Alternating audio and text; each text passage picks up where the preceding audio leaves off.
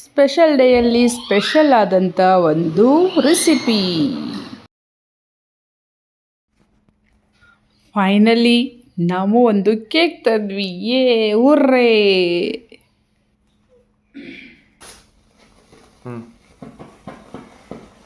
Happy new year. ಹ್ಯಾಪಿನಾ ಅಂತ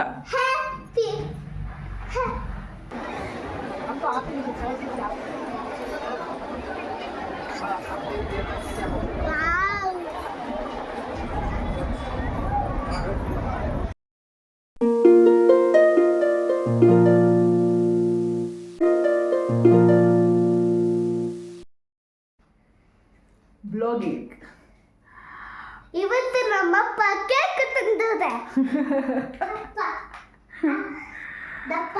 advance happy new year ಎಲ್ಲರಿಗೂ. ಸೊ ಈ ಒಂದು ಬ್ಲಾಗಲ್ಲಿ ನನ್ನ ಮಗಳಿಗೆ ಇವತ್ತು ಕೇಕ್ ಬಂದಿದೆ.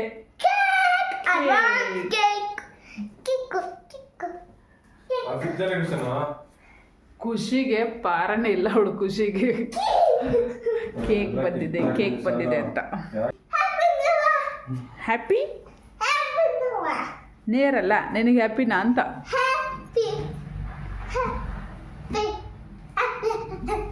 ಡಿಸೆಂಬರ್ 31 ನೈಟಲ್ಲಿ ಈ ಒಂದು ಟೈಮಲ್ಲಿ ಆದಂಥ ಒಂದು ಬ್ಲಾಗ್ ಇದ್ದು. ಸೊ ಅವತ್ತು ಕೇಕ್ ಎಲ್ಲ ತೊಗೊಬಂದಿದ್ರು ನಮ್ಮನೆಯವರು. ಕೇಕು ಹಾಗೇನೆ ಒಂದು ಜ್ಯೂಸು ಹಾಗೇನೆ ಸ್ವಲ್ಪ ಚಿಪ್ಸ್ ಎಲ್ಲ ತೊಗೊಬಂದಿದ್ರು. ಸೊ 31 ನೈಟಲ್ಲಿ ಈ ಥರ ಎಲ್ಲ ನಡೀತು. ಅವತ್ತು ಚಿಪ್ಸ್ ಎಲ್ಲ ತಂದಿರೋದಕ್ಕೆ ಹಾಗೆ ಕೇಕ್ ತಂದಿರೋದಕ್ಕೆ ನನ್ನ ಮಗಳಿಗೆ ತುಂಬ ಖುಷಿಯಾಗಿದ್ಲು. ಅವತ್ತಿನ ದಿನದ ಒಂದು ಡಿನ್ನರ್ ನಮ್ಮದು ಈ ಒಂದು ಬ್ರೆಡ್ ಸ್ಯಾಂಡ್ವಿಚ್ ಅಂತಲೇ ಹೇಳ್ಬೋದು.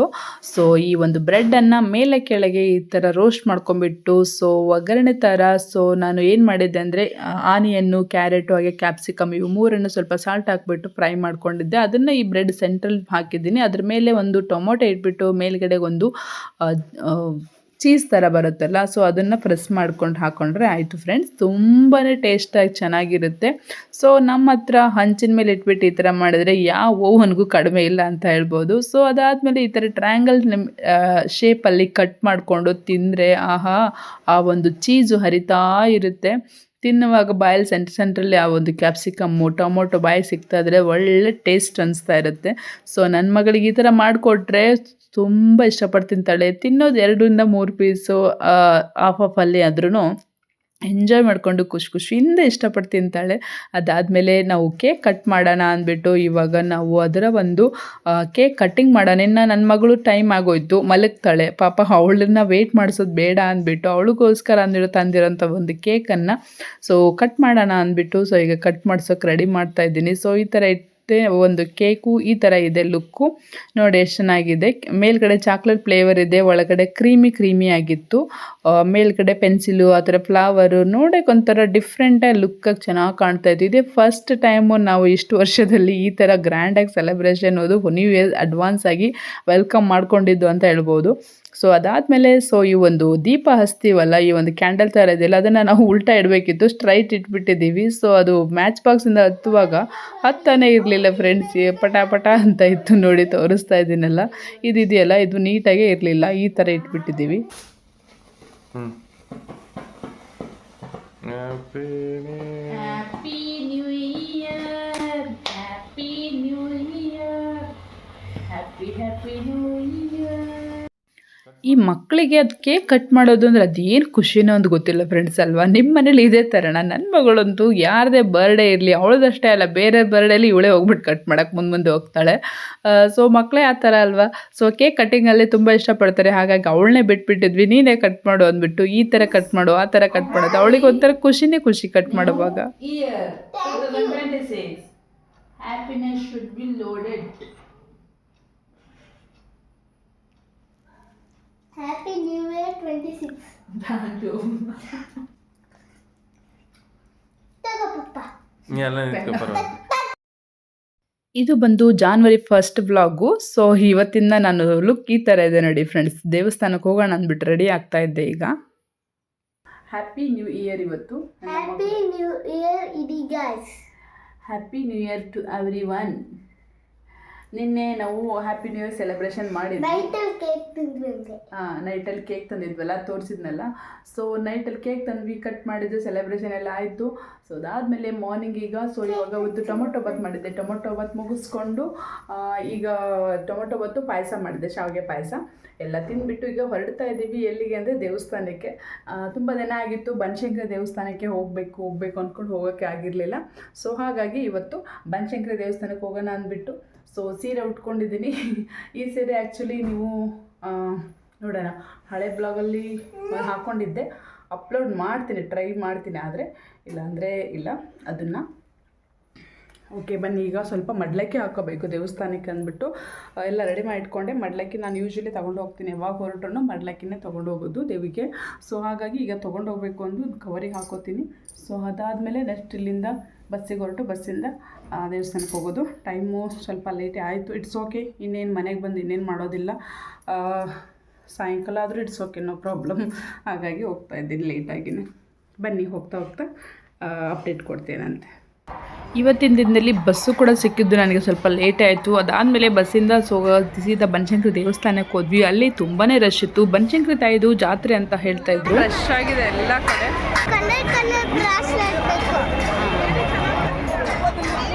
ಫುಲ್ ಎಲ್ಲ ಕಡೆ ರಶ್ ಆಗಿದೆ. ನೋಡೋಣ ಹೆಂಗಿದೆ ಅಂತ.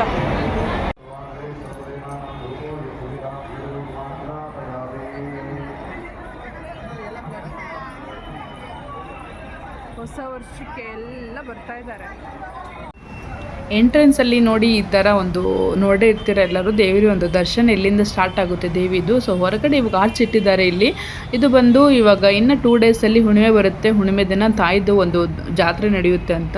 ಸೊ ಹಾಗಾಗಿ ಇಲ್ಲಿ ಸ್ಟಾರ್ಟ್ ಮಾಡಿದರೆ ಇಲ್ಲೆಲ್ಲ ಕನ್ಸ್ಟ್ರಕ್ಷನ್ ಮಾಡಿದ್ದರು. ಸೊ ಅದ್ರ ಮುಂದ್ಗಡೆ ಒಂದು ಆರ್ಚ್ ಹಾಕಿದ್ದಾರೆ. ಅದಾದಮೇಲೆ ಒಳಗಡೆ ತಾಯಿಯ ಒಂದು ದೇವಸ್ಥಾನ ಈ ಥರ ಎಲ್ಲರೂ ನೋಡಿರ್ತೀರ. ನೋಡದೇ ಇರೋರಿಗೂ ಕೂಡ ಇವತ್ತಿನ ಒಂದು ಸ್ಪೆಷಲ್ ತೋರಿಸ್ತಾ ಇದ್ದೀನಿ. ಆಲ್ರೆಡಿ ರೀಸೆಂಟಾಗಿ ಏನೋ ಒಂದು ಫಂಕ್ಷನ್ ಆಗಿದೆ, ಎಲ್ಲ ಮಾಲೆ ಹೂವೆಲ್ಲ ಸ್ವಲ್ಪ ಬತ್ತಿದಂಗೆ ಆಗಿತ್ತು, ಮತ್ತೆ ಚೇಂಜ್ ಮಾಡ್ತಾರೆ ಅನಿಸುತ್ತೆ.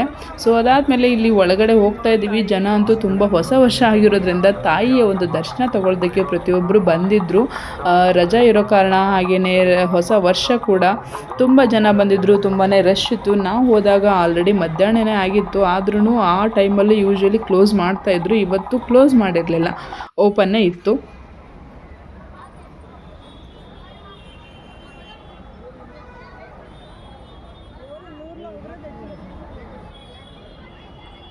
ಜನರಂತೂ ಬರ್ತಾ ಇರ್ತಾರೆ, ಹೋಗ್ತಾನೆ ಇರ್ತಾರೆ. ಫುಲ್ ಡೇ ಅಲ್ಲಿ ದೇವಿ ದರ್ಶನ ಪಡ್ಕೊಳ್ಳೋದಕ್ಕೆ ಎಲ್ಲರೂ ಕಾತರದಿಂದ ಕಾಯ್ತಾ ಇದ್ರು ಅಂತಲೇ ಹೇಳ್ಬೋದು.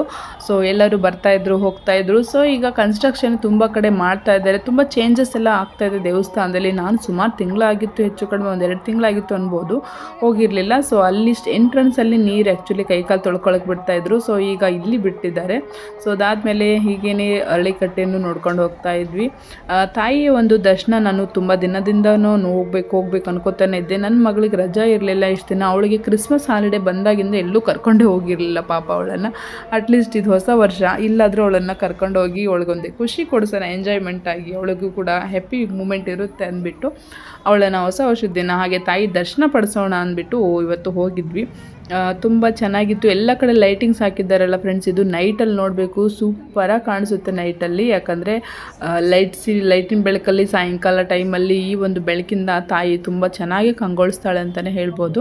ಜನ ಮಾತ್ರ ತುಂಬ ಇಲ್ಲೆಲ್ಲ ಗೊತ್ತಿರೋ ಹಾಗೆ ನಿಂಬೆಹಣ್ಣಿನ ದೀಪ ಎಲ್ಲ ತುಂಬ ಹಚ್ತಾ ಇರ್ತಾರೆ. ಕ್ಯೂ ಕೂಡ 2-3 ಇದ್ದದ್ದು ಮೊದಲು, ಇವಾಗ ಒಂದು 2-3 ಎಕ್ಸ್ಟ್ರಾ ಲೈನ್ ಕೂಡ ಮಾಡಿಸಿದ್ರು.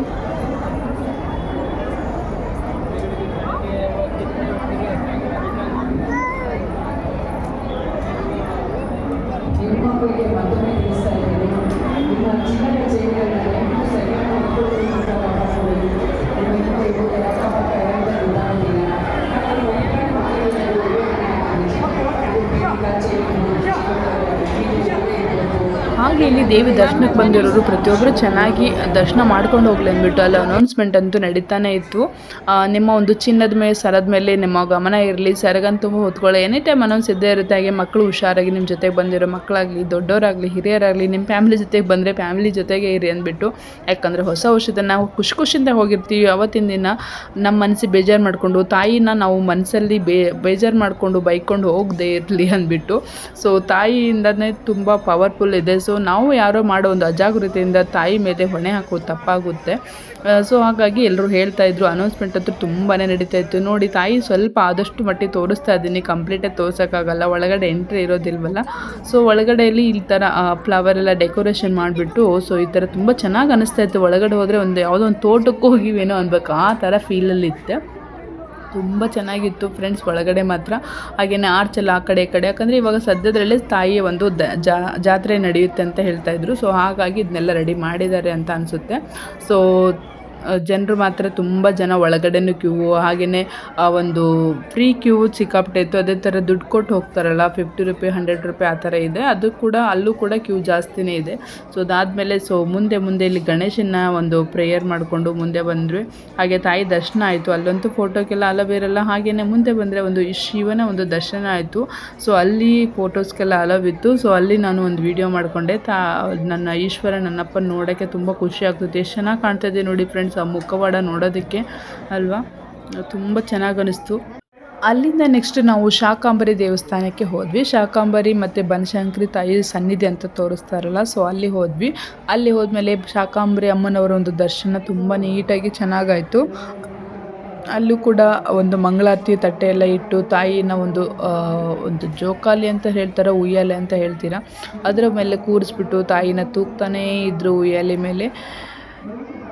ಎಷ್ಟು ಚೆನ್ನಾಗಿ ಅನಿಸುತ್ತೆ ತಾಯಿ ನೋಡೋದಕ್ಕೇ ತುಂಬ ಖುಷಿ ಆಗುತ್ತೆ. ಒಂದು ಆಸೆ ಆಕಾಂಕ್ಷೆ, ಎಲ್ಲರ ಒಂದು ಆಸೆ ಆಕಾಂಕ್ಷೆ ಆ ತಾಯಿ ನೆರವೇರಿಸ್ಲಮ್ಮ ಅಂತ ಕೇಳ್ಕೊತೀನಿ.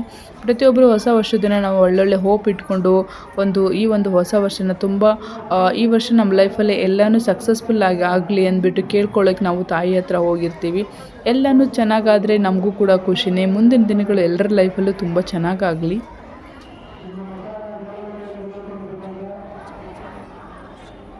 ಇಲ್ಲಿ ನೋಡ್ತಾ ಇದ್ದರೆ ಇಲ್ಲಿ ದೀಪಗಳೇ ತುಂಬಿದ್ದಾವೆ ಎಲ್ಲ ಕಡೆ. ಸೊ ದೀಪ, ಬಳೆಗಳ ಒಂದು ಪೂಜೆ ಅಂತಲೇ ಹೇಳ್ಬೋದು. ಹೂವಿನ ಅಲಂಕಾರದಲ್ಲಿ ದೇವಿ ಇಲ್ಲಿ ಕಂಗೊಳಿಸಿದ್ಲು. ಹಾಗೆಯೇ ಆಂಜನೇಯ, ರಾಮ ತುಂಬ ಚೆನ್ನಾಗಿತ್ತು ನೋಡೋಕ್ಕೆ. ಎಲ್ಲರ ಒಂದು ಆಸೆ ಆಕಾಂಕ್ಷೆ ದೇವರ ಒಂದು ಕೃಪೆಯಿಂದ ನೆರವೇರಲಿ ಅಂತಲೇ ಅಂದ್ಕೊಳ್ಬೋದು. ಅದಾದಮೇಲೆ ನೆಕ್ಸ್ಟ್ ನಾವು ಪ್ರಸಾದ ತೊಗೊಳ್ಳೋಣ ಅಂದ್ಬಿಟ್ಟು ನೆಕ್ಸ್ಟ್ ಹೋಗೋಣ ಅಂತ ಅಂದ್ಕೊಂಡ್ವಿ. ಆದ್ರೂ ಸ್ವಲ್ಪ ಹೊತ್ತು ಅಲ್ಲಿ ಮುಂದುಗಡೆ ಕೂತ್ಕೊಂಡಿದ್ದೆ, ಶಾಕಾಂಬರಿ ದೇವಸ್ಥಾನದ ಮುಂದುಗಡೆ. ಸೊ ಈ ಥರ ಆಗ್ತಿತ್ತು. ನನ್ನ ಮಗಳು ಅಮ್ಮ ಅಲ್ಲಿ ಸ್ಟೇಜ್ ಮೇಲೆ ಹೋಗಿ ಕೂತ್ಕೋತೀನಿ ಅಂತ ಹೇಳ್ತಾ ಇದ್ಲು. ಈಗ ಟೈಮ್ ನೋಡಿ ಫ್ರೆಂಡ್ಸ್ 3:15 ಆಗಿದೆ. ಆದ್ರೂ ಜನ ಅಂತೂ ಇನ್ನೂ ಬರ್ತಾನೆ ಇದ್ದರು. ಸ್ವಲ್ಪ ಕಡಿಮೆ ಆಗಿತ್ತು. ಆದರೂ ಹೊಸ ವರ್ಷ ಇರೋದ್ರಿಂದ ಈ ವರ್ಷ ಫುಲ್ ಡೇ ಓಪನ್ ಆಗಿದೆ ಅಂತ ಅಂದ್ಕೊಂಡೆ. ಆಮೇಲೆ ಯಾಕಂದರೆ ಇಷ್ಟೊತ್ತಿಗಾಗಲೇ ಅವರು ಕ್ಲೋಸ್ ಮಾಡ್ತಾಯಿದ್ರು. ಇವತ್ತು ಇನ್ನೂ ಕೂಡ ಇಷ್ಟೊತ್ತಾದರೂ ಇತ್ತಲ್ಲ, ಸೊ ಹಾಗಾಗಿ. ಸೊ ಅದಾದಮೇಲೆ ನಾವು ನೆಕ್ಸ್ಟು ಪ್ರಸಾದ ತೊಗೊಳ್ಳೋಣ ಅಂದ್ಬಿಟ್ಟು ಹೋದ್ವಿ. ಪ್ರಸಾದ ತೊಗೊಳಕ್ಕೆ ಹೋದರೆ ಅಲ್ಲಿ ಸಿಕ್ಕಾಪಟ್ಟೆ ದೊಡ್ಡ ಕ್ಯೂ ಇತ್ತು. ಆ ಕ್ಯೂವಲ್ಲಿ ನಾವು ಎಂಡಿಂದನೇ ಬಂದ್ವಿ. ಸೊ ಎಂಡಿಂದನೇ ಬಂದು ಮುಂದೆ ಬಂದರೆ ಇಲ್ಲಿ ಒಂದು ರಥ ಇಟ್ಟಿದ್ದಾರಲ್ಲ, ತಾಯಿನ ಒಂದು ಮೆರವಣಿಗೆ ಮಾಡುವಂಥ ಈ ಒಂದು ರಥನ ನಾನಿವತ್ತು ತೋರಿಸ್ತಾ ಇದ್ದೀನಿ. ತುಂಬಾ ಅಚ್ಚುಕಟ್ಟಾಗಿ ಮಾಡಿದ್ದಾರೆ ಇಲ್ಲೂ ಕೂಡ. ಈ ಒಂದು ರಥ ಅಥವಾ ತೇರು ನೀವು ಯಾವ ಥರ ಅನ್ಕೋತಿರೋದು, ಅದನ್ನು ಯಾವಾಗಲೂ ಈ ಥರ ಹೊರಗಡೆ ಇರೋದಿಲ್ಲ. ಈ ಥರ ಒಂದು ಸೆಲೆಬ್ರೇಷನ್ ಟೈಮ್ ಅಂದರೆ ಜಾತ್ರೆ ಟೈಮಲ್ಲಿ ಮಾತ್ರ ಅದು ಹೊರಗಡೆ ಈ ಥರ ಇಡ್ತಾರೆ. ಸೊ ಹಾಗಾಗಿ ಇವತ್ತು ನಮಗೆ ನೋಡೋಕ್ಕೆ ಸಿಕ್ತು. ಇಲ್ಲಾಂದರೆ ಒಳಗಡೆ ಅದು ಗೋಡೌನ್ ಥರ ಇದೆ, ಅಲ್ಲೇ ಇಟ್ಬಿಟ್ಟು ಕ್ಲೋಸ್ ಮಾಡಿಬಿಟ್ಟಿರೋರು. ಸೊ ನೋಡಿ ಕ್ಯೂ ತೋರಿಸ್ತಾ ಇದ್ದೀನಿ ಎಷ್ಟು ಉದ್ದದೆ ಅಂತ. ನಾನು ಅದೇ ಥರ ಅಲ್ಲಿ ತುಂಬ ಹಿಂದೆಯಿಂದನೂ ಬಂದಿದ್ದು. ಮತ್ತು ಇಲ್ಲಿ ಬಂದರೆ ಆದಷ್ಟು ಜನ ಎಲ್ಲ ಕಡಿಮೆ ಆಗಿದ್ರು ಇವಾಗ. ಸ್ವಲ್ಪ ಕಡಿಮೆ ಆಗಿದ್ರು. ಸೊ ಈಗ ಹೋಗ್ಬೋದಾಗಿತ್ತು ನಾವು ಆರಾಮಾಗಿ. ಸೊ ಈಗ ಕ್ಯೂವಲ್ಲಿ ಹೋಗ್ತಾ ಇದ್ದೀವಿ. ತಾಯಿಯ ಒಂದು ಪ್ರಸಾದ ನಮಗೆ ಸಿಕ್ತು, ತುಂಬಾ ಖುಷಿ ಆಯಿತು. ಸೊ ತಿಂದ್ಕೊಂಡ್ಬಿಟ್ಟು ಹೊರಡೋಣ ಅಂದ್ಬಿಟ್ಟು ಕೂತಿದ್ವಿ, ತಿಂತಾಯಿದ್ವಿ. ಸೊ ಇಲ್ಲೊಬ್ಬರು ತಾತ ಅವರು ಕೊಟ್ಟಿರೋ ಪ್ರಸಾದನ ಮನೆಗೂ ಕೂಡ ತೊಗೊಂಡು ಹೋಗ್ತಾ ಇದ್ದಾರೆ. ಸೊ ಅದಾದಮೇಲೆ ಇಲ್ಲಿಂದ ನಾನು ಒಂದು ಕ್ಯಾಪ್ಚರ್ ತೊಗೊಂಡೆ ಫ್ರೆಂಡ್ಸು. ಬನಶಂಕರಿ ತಾಯಿ ನೋಡೋದಕ್ಕೆ ಗೋಲ್ಡನ್ ಟೆಂಪಲ್ ಥರನೇ ಅನ್ಬೋದು, ಆ ಥರ ಕಾಣ್ತಾಯಿತ್ತು. ಒಳ್ಳೆ ವ್ಯೂ ಸಖತ್ತಾಗಿತ್ತು ಅಲ್ವಾ. ನೋಡಿ ನಿಮಗೂ ಕೂಡ ಇಷ್ಟ ಆಯಿತು ಅನ್ಕೋತೀನಿ ಈ ಒಂದು ಬ್ಲಾಗ್. ನೋಡಿದ್ದಕ್ಕೆ ಪ್ರತಿಯೊಬ್ಬರಿಗೂ ಧನ್ಯವಾದ. ಹಾಗೆಯೇ ನೋಡಿ ಸುಮ್ಮನೆ ಆಗಿಬಿಡಿ, ದಯವಿಟ್ಟು ಸಬ್ಸ್ಕ್ರೈಬ್ ಮಾಡ್ಕೊಳ್ಳಿ, ಲೈಕ್ ಮಾಡಿ ನನ್ನ ಒಂದು ಚಾನಲನ್ನು. ಥ್ಯಾಂಕ್ ಯು ಸೋ ಮಚ್ ನೋಡೋದಕ್ಕೆ ಇಲ್ಲಿವರೆಗೂ ಪೇಷನ್ಸಿಂದ. ಸೊ ಮುಂದಿನ ಬ್ಲಾಗಲ್ಲಿ ಸಿಗೋಣ. ಟೇಕ್ ಕೇರ್, ಬಾಯ್.